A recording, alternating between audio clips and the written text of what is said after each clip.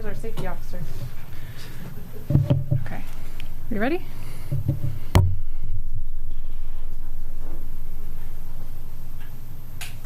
Okay. Good morning, everyone. Thank you all for being here today. My name is Ashley Heimbigner. I'm the Communications and Engagement Director for the City and Borough of Juneau and serving as the Public Information Officer for the 2025 Glacial Lake Outburst flood incident here in Juneau. Today, our incident command is starting to shift toward demobilization, and a lot of that includes sort of looking back and taking stock of our lessons learned. And while demobilization sounds like wrapping up, we're really just getting started on our preparations for next year. So today you'll hear a little bit about all of those themes from several representatives. But before we get started, I'd like to invite Mayor Beth Weldon and President Richard Peterson to join us.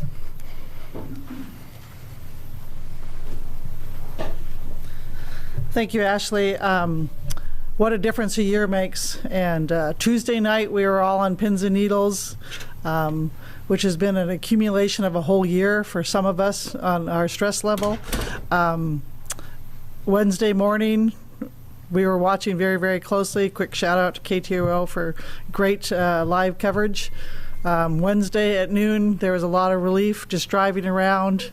Instead of people depressed, sad, bringing refuge to the roadside, you saw people mowing their lawns, walking their dog, kids playing. There was even a few kids playing in the puddles that were left over. So what a difference a year makes. So just a huge shout out for everybody, all the way from Washington, D.C., where we had first started this adventure with the tribe, going there and advocating for Juneau, to all the way to getting money to design choosing the HESCO barriers, designing them, implementing them, putting them in place, and then I can't say enough about the EOC and hundreds of volunteers that have helped with this event and made such a big difference for us. Community came together, and it shows what the local, tribal, state, federal agencies can do, and we all work really, really well together. So great job to everybody, but unfortunately our job is not ended.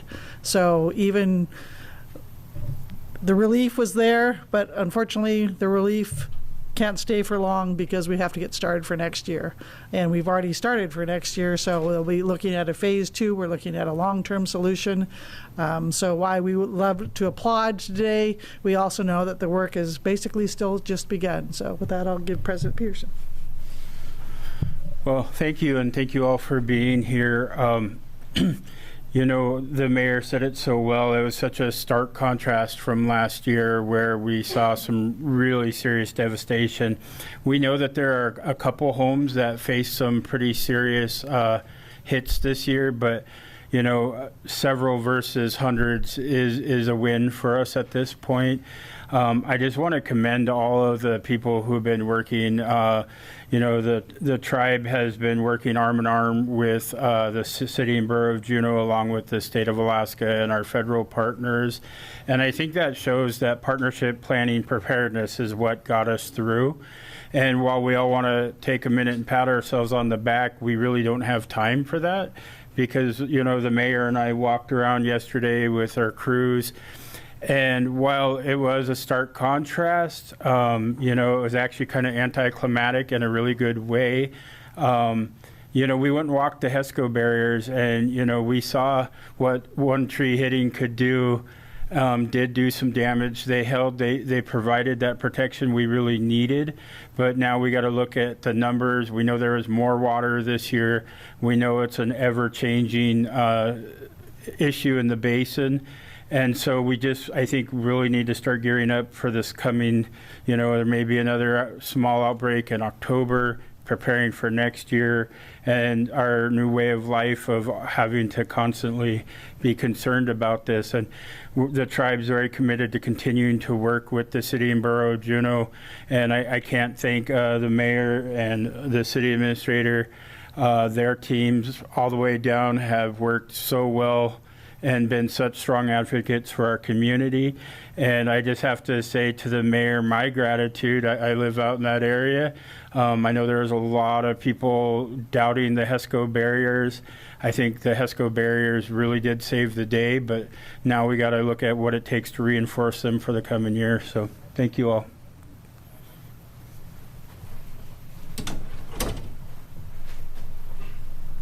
Thank you very much. Now we'd like to invite Nicole Farron from the National Weather Service to tell us a little bit about what they've learned and experienced as well.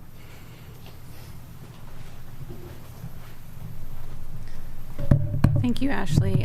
Nicole Farron, I'm the warning coordination meteorologist for the National Weather Service here in Juneau. Just a little background here, since I didn't get a chance to do this at the other press conferences, and this is the last one. Since the first known flood from Suicide Basin in 2011, our National Weather Service office here in Juneau and our River Forecast Center out of Anchorage have worked in conjunction with glaciologists from the University of Alaska Southeast and local experts from USGS to study this phenomenon. Over those last 14 years, there have been countless meetings amongst this science team, followed by fireside chats, seminars, and town hall meetings on that local research.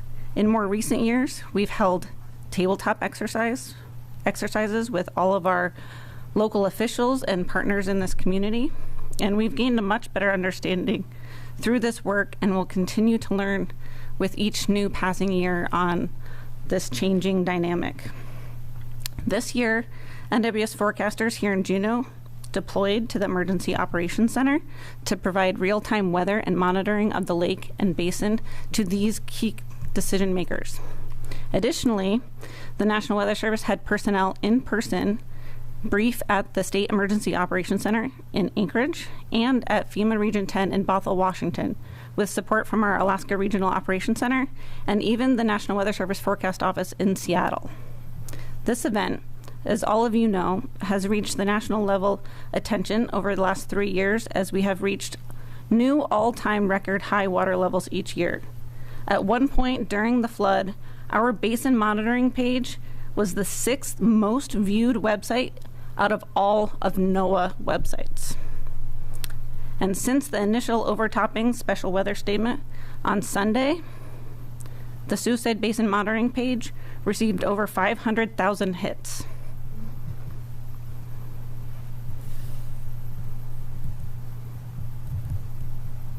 In addition to Outlook videos and other social media, our office did 15 YouTube live videos during the peak morning period, including throughout the night. These were carried live by KTOO to help keep our community informed. Our local office here in Juneau will continue to provide weather support to the EOC throughout the recovery phase while affected homeowners are cleaning up their property. Those homeowners can expect a dry day today to allow that work to continue, but rain is expected this weekend, followed by another break in the weather on Monday.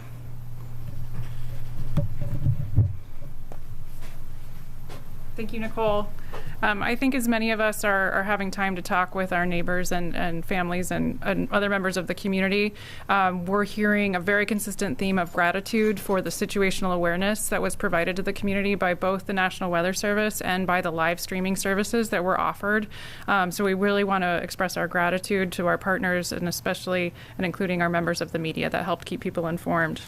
Next up, I'm going to invite our Unified Command, which includes Sabrina Grubitz from Tlingit and Haida, Ryan O'Shaughnessy from the City and Borough of Juneau, and a new face, Captain Stanley Fields from U.S. Coast Guard, Sector Southeast Alaska, who's been a big part of the Unified Command in the background, but we're looking forward to having join us today.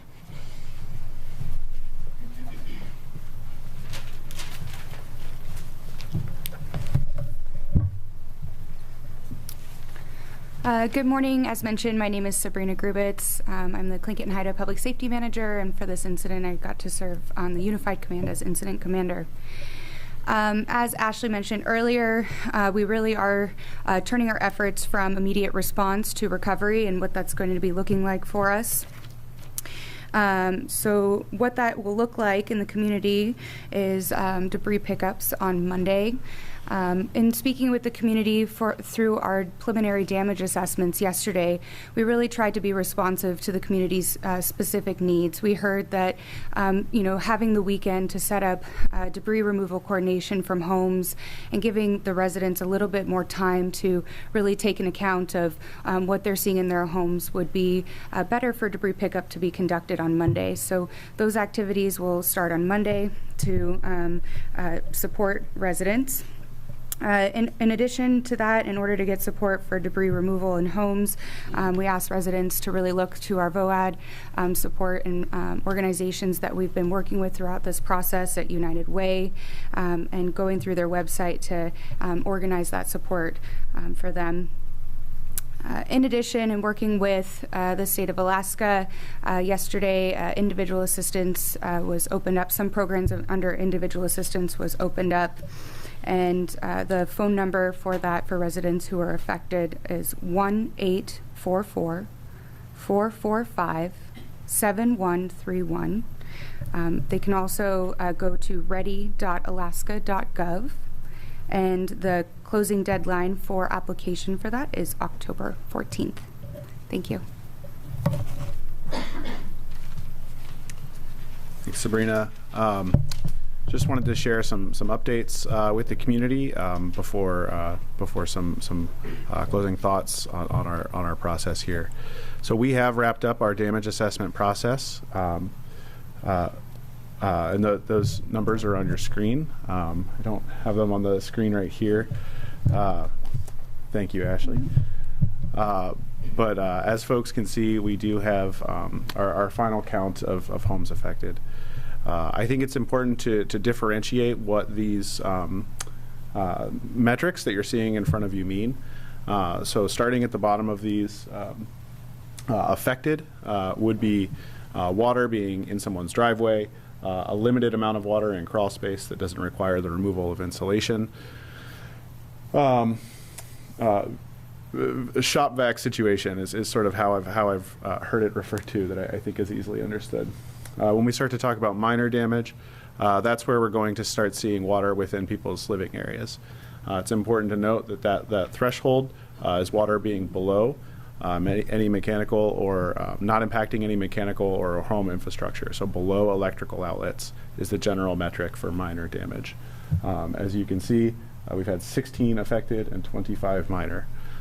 For major damage, which would be water still within the first floor of a home, but above that electrical outlet kind of marking point, we have had 6 instances of that through our response. I think it's really important to note that only one of those major damage, those homes that's been classified as having received major damage, is within the area protected by the HESCO barriers. I think that's incredibly impactful.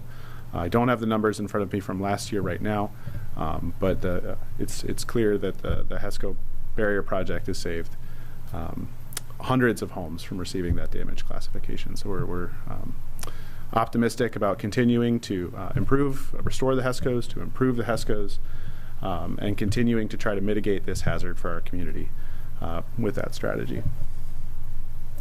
I also wanted to share with the community that our flood hotline is going to be wrapping up. Folks can still reach out to the United Way. Please visit the Juneau Flood Recovery website. There's some resources on there where people can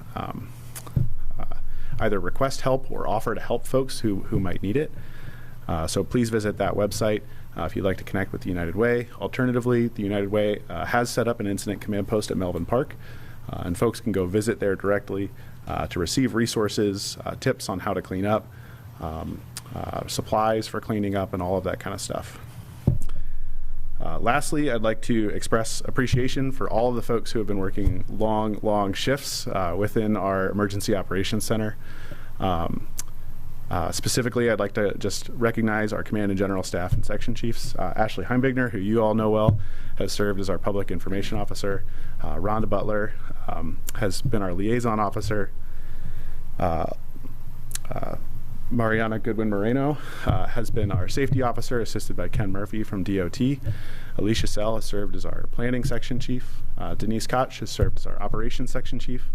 And Nate Abbott has served as our logistics section chief. There's so many more people that I can't stand up here and thank, but I wanted to call those folks out specifically and say a huge thank you from us for helping this operation run smoothly. Thank you.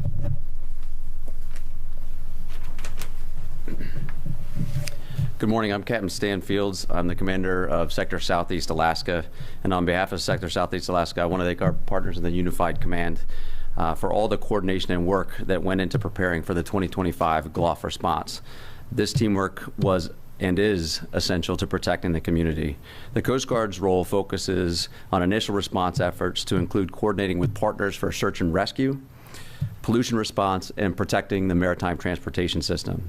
Thankfully, we did not have any requests for search and rescue during the event, and there were no discharges of pollution noted. We have also verified that the aids to navigation near the mouth of the Mendenhall River are still in place, and while we have identified numerous hazards to navigation caused by the flood, we'll continue to monitor them and broadcast notices to mariners. As the Unified Command transitions from response activities to recovery operations, the Coast Guard is not going to be directly involved in the Unified Command, but will continue to coordinate with our partners. And to close, I want to emphasize that we are very grateful to the strong partnerships that we have here with state, local, and tribal partners. We look forward to continuing to strengthen and grow these bonds to achieve our shared mission of serving and protecting the community. It's truly been special to see everybody work together. This is what we would term a wicked problem, something that is very complex to solve. The federal government's not going to be able to solve it on its own. The state government will not be able to solve it on its own. The city will not be able to solve it on its own, and the tribe will not be able to solve it on its own. But together, we can overcome this challenge, short-term and long-term. Thank you. We do have a couple more subject matter experts, but I'd like to provide an opportunity for questions for Unified Command before we move into that. Yep, Jazz? Can you be specific about where the 6 homes are that suffered major damage? You said only one was with the HESCO barrier, and can you just say where those homes were? One of the 6 homes, the one home that of the 6 homes classified as having received major damage is located on Meander Way. The remainder of those 5 homes with that damage classification are in the View Drive area. And our next speakers have some visuals that they'll share that have more specifics on where water went, how it got there, and a little bit more on what our preliminary understanding of that situation. So any other questions for the Unified Command before we move to that? It looks like there's one in the chat. From Corinne at the Alaska Beacon, just a clarifying question. These are number of homes or number of properties? These are number of homes. Are the assessments continuing with the U.S. Army Corps of Engineers? I'm sorry, can you repeat the question, please? Is the U.S. Army Corps of Engineers continuing their assessment of the HESCO barriers? And can you talk more about what that reinforcement looks like, if it's known at this time?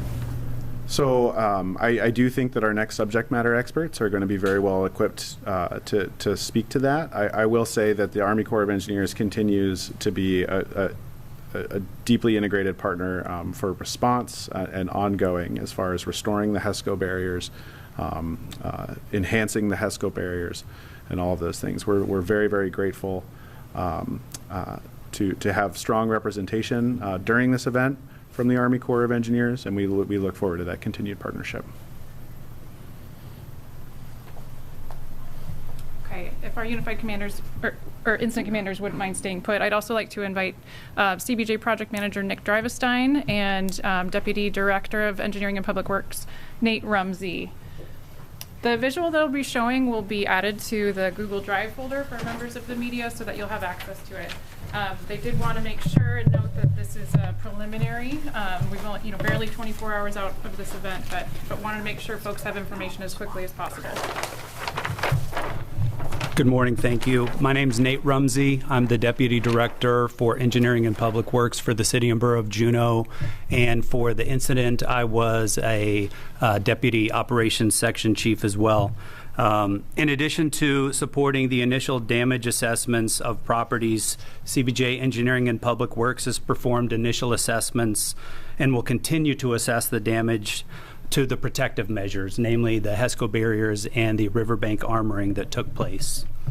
As the Mayor and President Peterson mentioned, we're also focused on preparing for possible smaller release this fall and then for a likely major GLOF next year. Just this morning, our team met and started to talk about formalizing what some of those plans might look like. With that, I wanted to also introduce Nick Drivestein. As Ashley mentioned, he was one of the primary project managers for those protective measures. And then also during the GLOF, he was a part of the Ford Observer team for the incident, and afterwards has participated in some of the damage assessments that have taken place. We have a visual, as Ashley had mentioned, and I'm actually going to turn it over to Nick so that he can help explain what we've tried to capture for damage as it relates to the project itself with the visual. Nick, thanks. Thank you, Nate.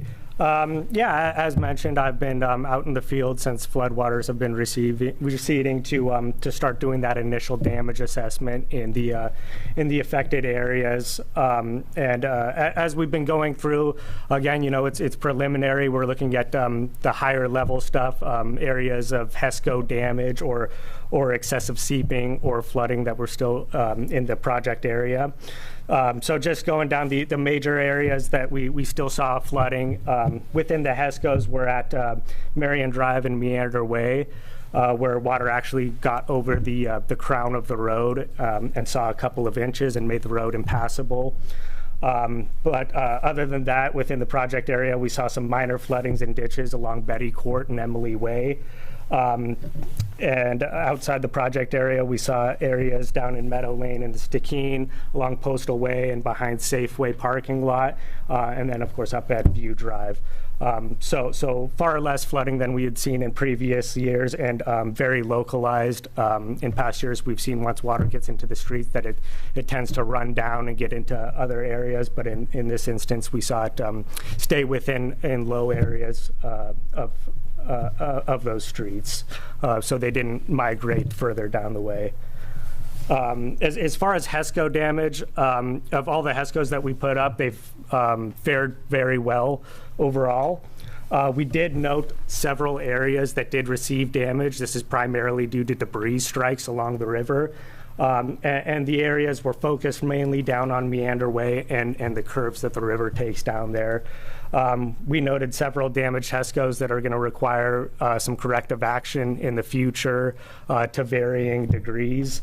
And then, of course, the largest of that was down at the Diamond Park Fieldhouse, where we saw a 15-foot section of HESCOs get taken out, likely by a large tree.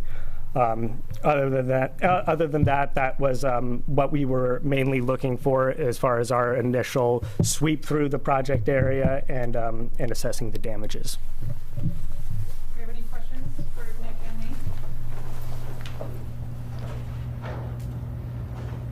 Okay.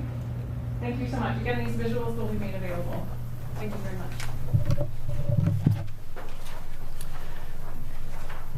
There was one other area of damage that's not reflected on this map, and that, of course, is the Back Loop Bridge. So I'd like to invite South Coast Region Director Christopher Goins up to the lectern.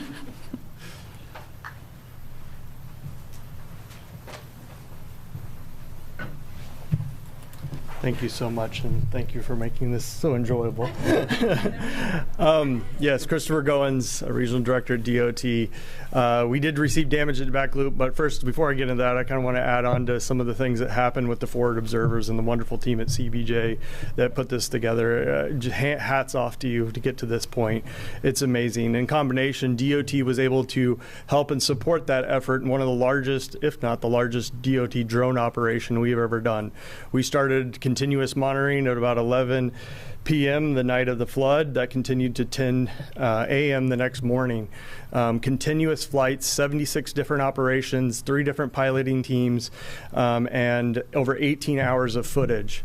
So I have those 18 hours of footage to help in your assessments going forward with the Corps of Engineers, and we are super excited that we can provide that. And this just speaks to the partnership that we have, and that is continuing to grow across all of us. And I want to say thank you for that. That means the world to us that we get to participate in this with you. So how the bridge is affecting folks, I got some good news on that here in a second. But again, we lost a lot of material on the east side of the bridge, approximately 16 feet deep, approximately 50 feet in length, the full width of the bridge and beyond. That has also affected a power pole with comm lines, ACS and GCI, that went down, and is currently affecting community members, the Weather Service, and their capabilities. Yesterday we met with those companies. We're able to use the existing bridge, which is in excellent condition, and temporarily lay out fiber on the bridge, and they are splicing that together, and we should see service return today. AEL&P is out reestablishing their power pole and taking down the hazard pole today. So the river navigation hazard that's in the river left, should be able to be coming out later today, and we'll work with the Coast Guard on the notification that went out associated with that. Also good news, yesterday I reported we were going to do a 4-step approach. We got through steps 2.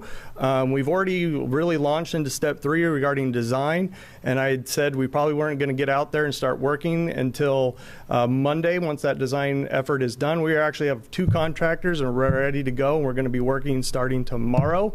And we're going to be repairing that section and bringing that up. I still don't know what we're going to find when we get down there, so I'm not going to give you a time frame just yet, but we'll keep you updated on our Facebook feeds and everything else, so people know. We've also moved it, the road closures, such that school is able to have access out there, and hopefully we'll be able to reopen that bridge soon enough and make sure you can get home easier and you can get your kids to school easier and not as long of a ride. But some really good things happening, and again, thank you for the partnerships in this room. They are amazing. One last guest I'd like to invite, Dr. Jen Royer from the state SEOC. I think Ryan shared some great numbers, and we hear words like minor and affected, but for those folks that are behind those numbers, it doesn't feel minor at all. So we're grateful to have the support from the state SEOC. Thank you, Ashley. Like Sabrina said, state individual assistance was included in the governor's declaration. Those programs opened yesterday. The individual assistance hotline, and I'll give you guys that one more time, it's 1-844-445-7131, and that is managed by us in our office in J-Bear by our individual assistance and disaster assistance staff. The web application is also up and running, and that's at ready.alaska.gov. For those who need assistance, it's really the documentation of damages and losses is super important. I want to highlight that for them. Take lots of photos because those are also important and can help close a lot of detail gaps that are needed, and then any insurance information. We know that people who are going to need assistance have likely done this before and have applied with the state before. So myself and my colleague Laura, who are here on the ground in Juneau, are going to do everything we can to make sure to streamline that process for you guys, and making sure that connection is made with our office so that you're not running into any trouble in resubmitting documents that we already have for you. So we're going to do our best to make sure that is taken care of for you guys. The deadline for the application runs for 60 days, October 14th, 2025, but we encourage you guys to apply as early as possible. We're going to be working with the JIC continually to make sure that you guys have the information that you need on a streamlined basis for when we are here on the ground, and also when we are back in Anchorage supporting you guys remotely. So thank you, and I'm honored to be part of the partnership and supporting Juneau. So thanks. Thank you, Jen. Any questions for any of our subject matter experts or agency partners? It looks like we have one in the chat. Yeah. First question from KTOO. Just could you please clarify again affected versus minor damage of properties? Affected damage is classified by FEMA as water in a small amount of water in a garage, or in a crawl space, but not so much in a crawl space that it would require the removal of insulation or other materials. Minor damage is classified as inundation within a living space, but not exceeding or impacting electrical outlets. And then a question from the Beacon. When will the unverified homes be confirmed/updated? Excuse me, that's an important clarification that I overlooked in my initial brief. So unverified homes are homes that our teams have gone to and from the public right-of-way have observed, have looked for high water marks, and have not identified any high water marks at the home or observed any damage to the home from the public right-of-way. However, we were not able to contact the homeowners of those homes. So while we do not believe that there has been any damage to those homes, we do have porous soils. It is possible that there may have been some water in crawl spaces. So we're working to verify that as quickly as we can. Any other questions? Okay, since everyone else got a moment of gratitude, I'm going to do the same really quick if you'll bear with me. I do want to add that we will continue to add resources to that Google Drive. Our Joint Information Center email address, jic@juneau.gov, will continue to be operational, even though the hotline and other resources are starting to wind down. I just want to acknowledge the other members of the Joint Information Center. I've been the one at the lectern, but there's been so many other wonderful people that have been helping get information out to the community. Meredith Thatcher, Public Information Officer for CBJ, Dixie Hutchinson, Communications Director for Tlingit and Haida, Rayanne Holmes, Communications Manager for Tlingit and Haida, Sam Dapsovich, Public Information Officer. I'm probably messed your title up too. I'm sorry. Okay, yes, thank you. For DOT, Caitlin Dow from the U.S. Coast Guard, who's not here right now, and another number of other folks who were feeding us information along the way.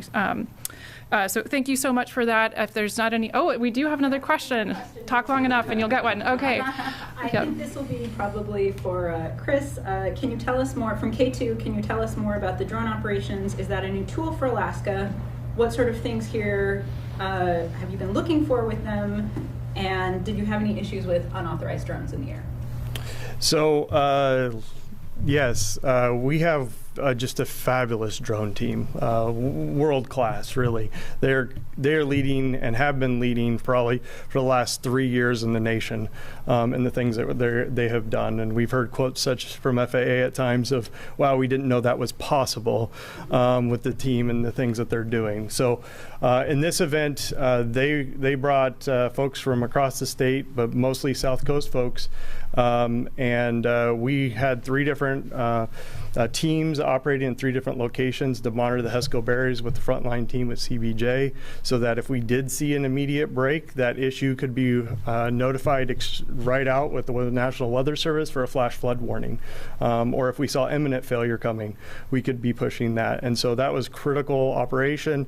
Those cameras had the capability, and my teams were told that in the event that those the barrier was broken or there was flooding, start mapping the extents with your thermal cameras, as well as your regular cameras. And given night operations, it was critical we had those thermal cameras.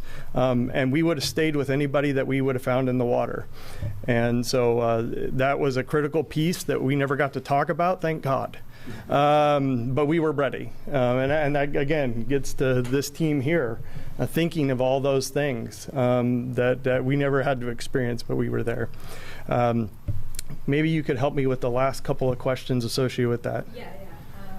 I think the last one was, did you have any issues with unauthorized drones in the air? So we know that there were drones in the air during the closure. And we can't help emphasize enough that it's really encouraged that people, when we have a closure like that for safety and public safety, it is really important to keep your drone down. Do not enter that airspace.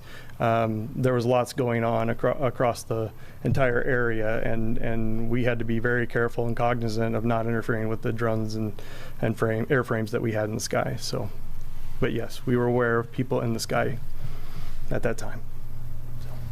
So next question from the Beacon. What is the update on the fiber optic cable damage? We heard there was an internet outage at the federal building. Any update on that?